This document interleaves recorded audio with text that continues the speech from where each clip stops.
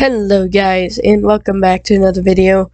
I am so sorry this was delayed. But yeah. Anyways, here we go with the Underground Classic. I'm not sure if we've done this before, but I don't think we did. Did we do this?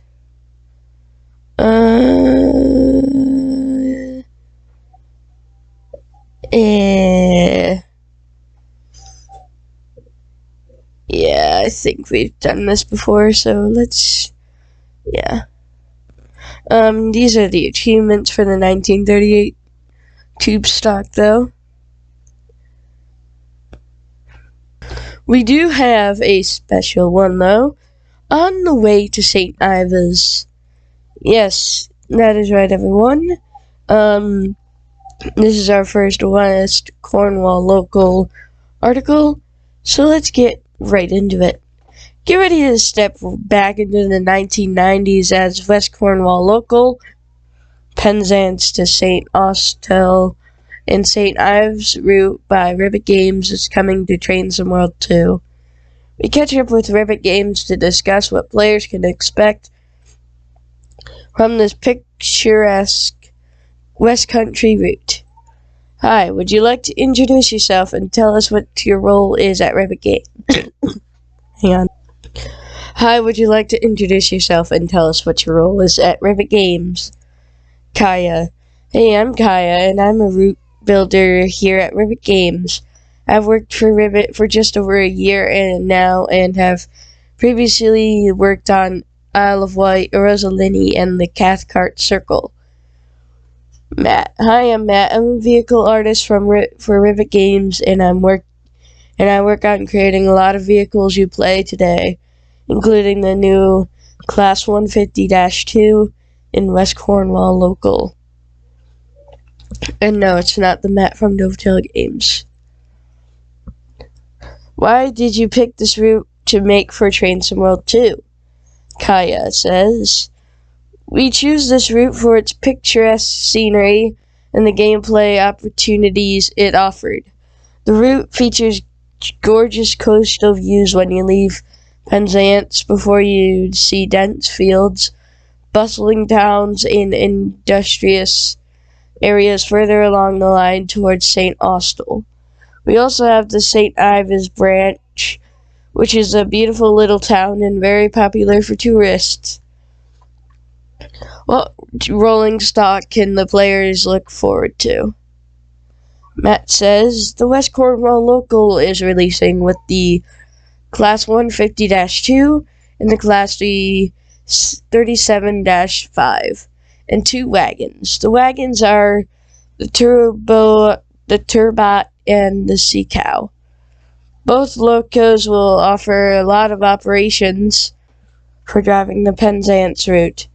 The 150 is an all-new to Train World 2, and the Class 37-5 has been updated visually for the route, plus this version can now be reskinned in the livery designer.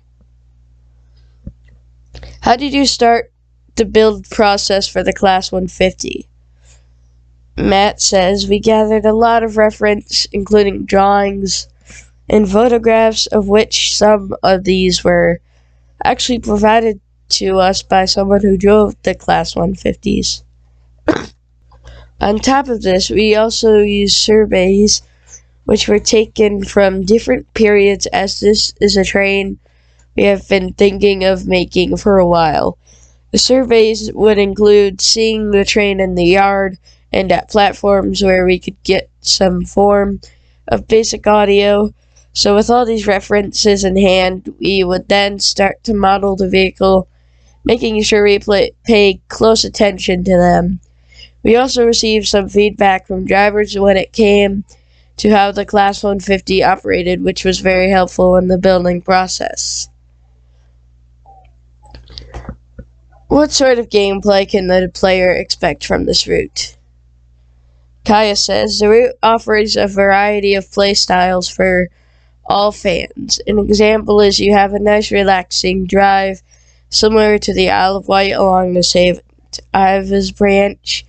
If you want something with a little more speed, you can drive the mainline from Penzance to St. Austell, or take on some challenging freight services. We have also included some additional gameplay aspects for the player to look forward to, such as refueling and carriage washers. What research was required to build this route? Kaya says modern day survey pictures were taken along this route, but since we are studying this route back in the 90s, we had to use a lot of old reference images, video footage, historical view, and Google Earth, and track data. It was important that we knew what existed along the route at the time, so anything we placed wasn't out of the ordinary or didn't fit the era. What have you enjoyed most about creating this route?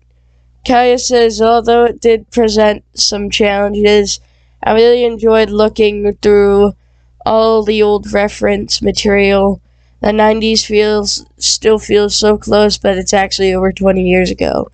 And it surprises me how much has changed since then. I've loved looking at the references and seeing how the countryside has changed and grown over time. Stations becoming more modern, and generally just enjoyed putting this route together. What's your favorite location along the route? That's a really tough question, Kaya says. The team have worked really hard in making every location look and feel authentic, but if I was to choose it personally, it would be St. Ives. You have a really pleasant view of the sea, and one of my colleges has sculpted rocks that look really good and elevate the scenery around the coastline. As you drive along the branch line, there are little pockets of wildflowers, gardens to nosy in, and beaches that really put you in the holiday mood. This route is renowned for being one of the most picturesque train rides in the UK. How did you approach building the scenery? Kaya says we had a lot of reference material from past to present. We also discussed in meetings about how we wanted the overall look and feel of the route to be. We used Google Earth a lot, and we would pin key locations and timestamp them in videos, so everyone was working to the same goal. We took care when making the locations along the route, and our artists have modeled iconic buildings such as signal huts, old engine sheds, and you can even catch a glimpse of St. Michael's Mount along the Penzance shorefront. The artists also created 90s style assets for the stations, such as concrete lampposts and luggage trolleys. What has been changed for the water and train tumult for this route? Kaya says, taking advantage of next gen, we have actually made a few changes in West Cornwall local to enhance the water and make it appear more realistic. We have worked on blending the waves together so it doesn't look as tiled, added foam to the beach edges, and we altered the specularity visual appearance of specular reflections settings so that it would handle reflections in a more realistic way. And now it reflects the sun and moon a lot better, and combined with the foaming edges, it gives off a much better impression of the sea. Stay up to date with the West Cornwall local Train Some World 2, and more by following at Train Some World on Twitter and Facebook. And yeah, that is the West Cornwall local. Now let's go in depth in the pictures. Here we see a Class 150 service pulling into St. Ives for its final destination before turning back to Penzance. Here we see what looks to be the bridge outside of St. Ives, with the Class 150 passing over the bridge. Here we see a Class 150 pulling into St. Austell with a destination bound for Penzance. Here we see a train bound for St. Austell passing through this level crossing. Here we see 3 Class 150s, 2 that terminate at Penzance Station, and 1 that is heading out for St. Austell. Here we see a Class 150 exiting the St. Ives area, heading south, or whatever direction Penzance is. Here we see a Class 150 passing the St. Earth signal box, bound for St. Austell, with what looks to be St. Earth Station in the back. Now let's go in depth. As you see, there are old cars in the back. Usually they're modern, but now they're old. I love the beach decorations. I hope we could go down there, hopefully. You got the boats in the back, and the small town in the back as well. This looks like rush hour passengers right here. Maybe. And yeah. As you see, these are work in progress, by the way. There's nothing really to go in depth about. Can't really tell what bridge this was at, but it is a brick bridge. Got like a forest in the back. This looks like to be out by St. Ives, but I don't know. This is clearly St. Austell, like the front of it, because of the sign right here. Got classic British signals. This is Regional Railways livery, by the way, for the 150. 150 looks cool, not gonna lie. Got a road bridge in the back, concrete lamp posts, and yeah. I'm guessing crossings will work, but I'm not exactly sure. Got the beautiful sunset in the back. Regional Railways again. Here is Penzance. This station looks cool. Got the building in the back here. You got like the city in the back of the station. Nobody really at the station right now, it looks like, as it's turning night. You got flower beds and luggage and whatnot. Here we got St. Ives in the back, obviously. This is outside of St. Ives. This is like the outskirts of St. Ives. You got like the rugged scenery here and whatnot. And yeah. Not exactly what station this is, but I'm pretty sure this is St. Earth. As it says right here. You got what looks to be a branch line signal from the UK. And yeah, I'm guessing this track over here is like carriage wash and whatnot. And I think these are diesel multiple units, as there is no third rail. Oh, now, do you need to see that? Okay, you did not want to see that.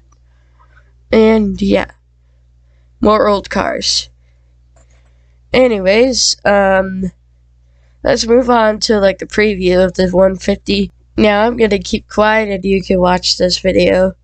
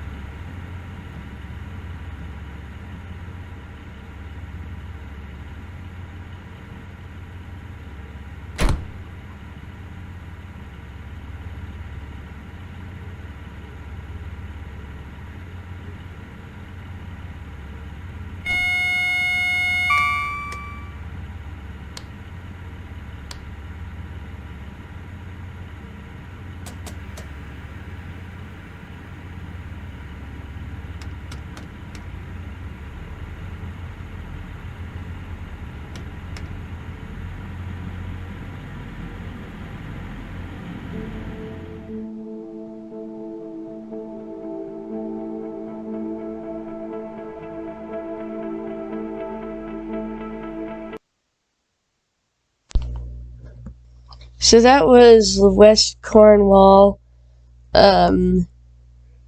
preview. Anyways, let's move on to the next article. London Commuter Southbound Spectacle.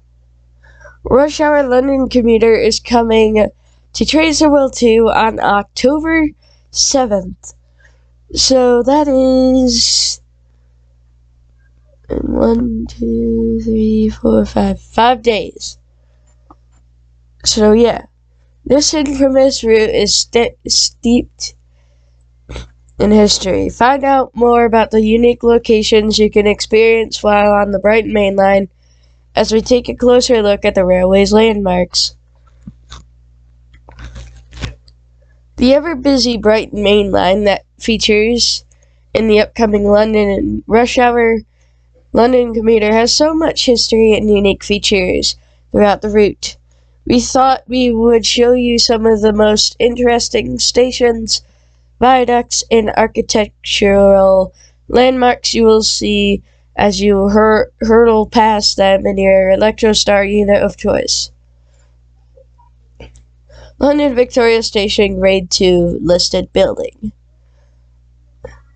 Opened in 1860, Victoria Station, or London Victoria, as it's commonly known, serves the Brighton mainline services bound for London, Chatham mainline.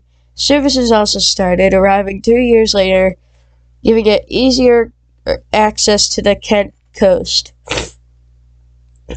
This was done by creating 2 separate stations internally, but the appearance of a single station from the main entrance, its entrance facade is an impressive structure and a wonderful location to start an adventure to the coast. Due to the eclectic mix of railway lines that connect from both the Brighton and Chatham main lines, it has developed itself as one of the major transport hubs of central London. Additionally, it connects to the numerous London Underground lines and the Victoria Coach Station, giving passengers even more choices of destinations. This access to transfer links in central locations ensured it was one of the busiest stations during both world wars and welcomed the body of the unknown warrior to London. Under the ownership of the Southern Railway in the 1920s and 30s, the station changed significantly. The wall that separated the 2 sides were removed, platforms were renumbered into a single station, and major works were completed to install the third rail electric on all Brighton mainline platforms. Bye! Sorry about that. Anyways, third rail electric on all Brighton mainline platforms. It would be in around another 30 years and under nationalization before the Chatham side of the station would receive the same upgrade. In more recent years, it has earned itself the title of the second busiest station in Britain, handling over 81 million passenger entries and exits in 2015/2016. Currently, platforms 1 to 7 facilitate southeastern services. Platform 8 to 12 and 15 to 19 facilitate southern, with 13 and 14 being dedicated to Gatwick Express. Battersea Power Station, Grade 2 listed building. Noted as being one of the world's largest brick buildings, this imposing structure has been stretching into the London skyline since its completion in 1955. However, a full half of the station was completed and in service as early as the 1930s. This was known as Battersea Battersea, situated on the south bank of the Thames, just south of the London Victoria. The now Grade 2 listed building is impossible to miss as you approach or leave the London terminus. Designed by a team of architects and engineers that included popular architect Sir Gilbert Scott, who was hired to address concerns over it being an eyesore on the London skyline. He addressed the public's concerns brilliantly with the building you see today, adding it to his already impressive portfolio of aesthetically pleasing industrial buildings. This so-called Temple of Power is thought of as one of his best. By 1983, both parts of the power station has ceased outputting power. It then gradually fell into a state of disrepair, despite a variety of bills to utilize the space. Finally, in 2013, building work started and the redevelopment began. You could even see some of the cranes bought in to facilitate that work in rush hour London Commuter. East Croydon Station. The station that stands today at East Croydon is very different from its Victorian predecessor. This modern station has evolved into a juxtaposition of different design aesthetics and ideas, and is one of the busiest non-terminal stations in the entire London, UK. From the ultra-modern and recently installed footbridge to traditional detailing of the station canopy poles, having undergone a major refurbishment in 1992, the Victorian-era station building was replaced by a lightweight steel frame building. It's complete with towers on each corner that are suspended with wireframe rigging, making it look like a suspension bridge or sailing ship. Each tower is topped with the National Rail banner, appropriate to the station at the time of construction, now a reminder of an era of railways gone by. This modernization was ideal for the passengers as it included an updated concourse area and easy access to the town's tram network. Ouse Valley Viaduct, Grade 2 listed structure. With the Brighton mainline leaving the busy city behind, it encounters the cinematic, undulating landscape of the South Downs, something that is fantastic for passengers but less so for railway engineers. Deep valleys and steep hills had to be conquered as an easier route didn't present itself. The Ouse Valley and River were one of the biggest challenges. London and Brighton Railway's chief engineer John Urpeth Rastrick and architect David Makata stepped up to a challenge and achieved excellence.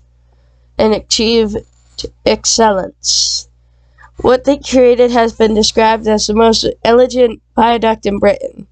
Located just south of Balcombe Bay, it was constructed with approximately 11 million bricks and stretches 1,480 feet / 450 meters across the valley on 37 semicircular arches.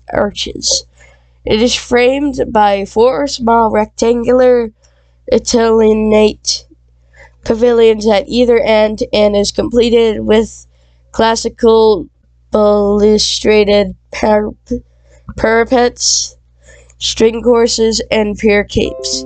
It was opened in July of 1841.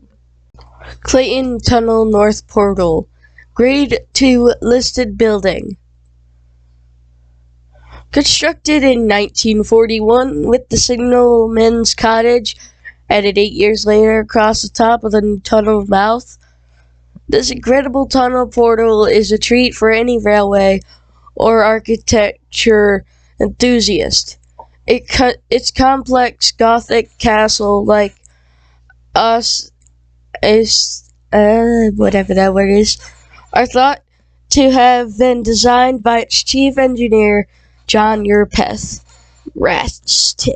Rastrick, or one of his subcontractors, as it's not in keeping with company architect David Mokata's favored design stylings. However, to this day, its designer is still unknown. Even the reason for its constructed is shrouded in mystery. Located between Hazzocks and Preston Park stations, the Clayton Tunnel cuts through 1 mile, 499 yards / 2,066 meters of the South Downs. Keep your eye open for its impressive features and large octagonal turrets that decorate either side of the tunnel mouth as you hurl south. We can't think of a better location to try your hand at railfan shots. Find out more about your railfan shots here, if you click on that. Brighton Station, Grade 2 listed building. Hang on. With a vast quantity of historic sites and tourist attractions that attract passengers to Brighton, such as the beautiful Royal Pavilion, the ever-popular pier, and the exciting nightlife and entertainment. It is unsurprising that Brighton attracts millions of tourists and day trippers every year. As you arrive at Brighton Station, the southernmost terminus of the Brighton mainline, you are greeted by an imposing Grade 2 listed building with a double-spanned curved glass and iron roof. It stretches across all of the station's 8 platforms and is a fitting end to your scenic journey.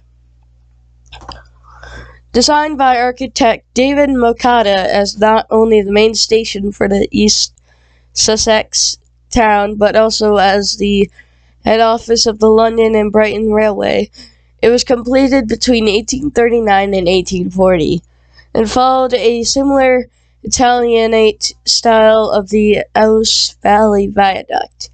The first train from London arrived in September 1941. Today, the original 3-story structure is obscured by a variety of extensions and additions to the building. However, some traditional features such as the street-facing clock remain visible. The station has also been renovated following a grant from the DOT and saw upgrades to ticket booths, retail outlets, and many more facilities. Rush Hour London Commuter arrives for Trains the World 2 on October 7th for Xbox One, Xbox Series X, S, PS4, PS5, Epic Games Store, and Steam. It will be able to purchase separately at launch or get it as part of the Rush Hour season ticket alongside Boston Sprinter and Navicur Dresden, both out now. Purchase the Rush Hour season ticket now to save big on all 3 routes.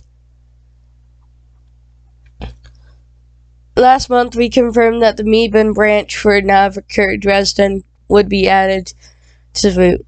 By the way, this is additional stuff. For those who own the add-on either as a single route or part of the Rush Hour season ticket, we're pleased to confirm this will come with the patch to support London Commuter next week. So, that is Tuesday the 5th or Thursday the 7th. So yeah, I will be making a video on that. We also got an exciting update for you on the layers and services that will be included in Rush Hour London Commuter. Read this article to find out more. Let's go see it. Stay up to date with Rush Hour London Commuter and more by following at Trains the World on Twitter and Facebook. Yeah. They just had a preview, by the way, so you should go check it out. Back on Electro Star Duet. Here we go. Update. As we draw closer to the release of London Commuter, find out more about the services and layers you can look forward to on the busy Brighton mainline. We aim to include an incredible 1,000 services for the 377, 107, and 178 services for the 387 EMU across all platforms. Additional playable services for the Class 66, Southeastern 375, Great Western Railway 166. DMU will also be able to play on PS5, Xbox Series XS, and PC versions. So sadly, PS4 and Xbox One will not be getting layers due to too much services making the game crash. So yeah, right as I get a PS5, I'm definitely going to be doing a video on the playable services. And making, for you guys on the PS5, Xbox Series XS, and PC, you will get approximately 1,400 services if you have all of these add-ons. These additional playable locos and units also add AI to the route, along with the inclusion of AI traffic from Great Western Railway, BR Class 43, the Southeastern 465, and a BR Class 09 at Lover's Walk. In total, PS5, Xbox Series X, and PC will have an excess of 4,000 drivable and AI non-drivable services. So 4,000! Oh my god! The busy 24-hour timetable truly immerses the player in rush hour experience that gives more realistic simulation of what it's like to drive trains during such a hectic period. To experience these additional layers and services, the following add-ons are available now. 166, Class 66, and BR Class 43. You need Great Western Express. You need to buy Southeastern High Speed and the 465 add-on for Southeastern Class 375 and 465. BR Class 09 is part of the West Somers Railway, so you need to get that. And yeah. I'm kind of disappointed that I can't get additional layers, but I don't want a route that keeps crashing on me. So, I mean, it makes sense. Hopefully, I'll get a PS5 within the next few months. And, yeah. I think Munich to Augsburg layers are on PS5 as well. So, yeah. But anyways, let's move on to getting the captions and going in depth. Here we see a 377 bound for Dorking, departing Brighton, London, Victoria, along with the Southeastern 375 heading towards Chatham, along with what looks to be 5 train meet, with one that looks to be going to Brighton, 2 heading into Victoria, and this one heading to Dorking, and the Southeastern heading for Chatham. It is a very busy day at London Victoria, as it is rush hour during the midday. Here we see tons of 377s, along with 375 and 465s on the other platforms.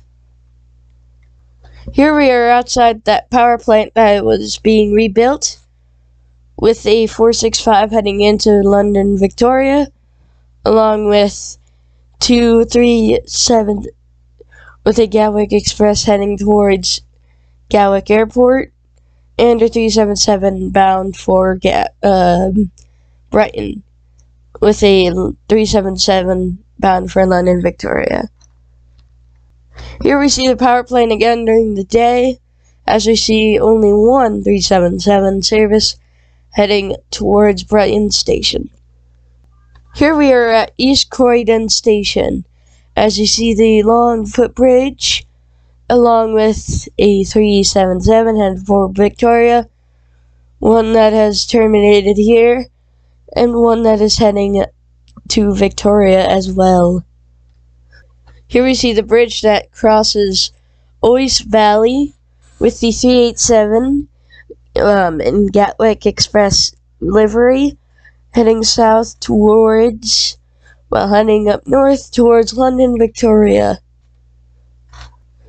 Here we see the Clayton Tunnel mouth as a 377 bound for London, Victoria exits the tunnel. Here we are at Brighton Station once again to see a couple of terminated 377 services, along with the morning rush hour. Here we see a 387 heading towards London, Victoria here within a minute, and a 377 that will also be heading that direction, with one on the other platform that is terminated here. And that was it with the captions, so let's go in depth. As you see, we got the clock back there. This is basically the same spot before.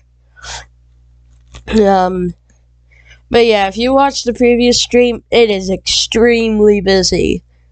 You got 375s, 465s, 377s exiting everywhere. Like all you see is 377s just exiting and coming into London constantly, basically. As you see here, we have 377s. Over here is the southeastern dedicated platforms. You got these 465s that are not drivable, and the 375s over there as well. You got a 465 over there again. This is at night. It's all lit up now back there. Yeah, we have, all you see is 377s everywhere. Another 377 heading towards Brighton, I'm guessing, with the power plant station over there. I'm thinking that's for southeastern trains.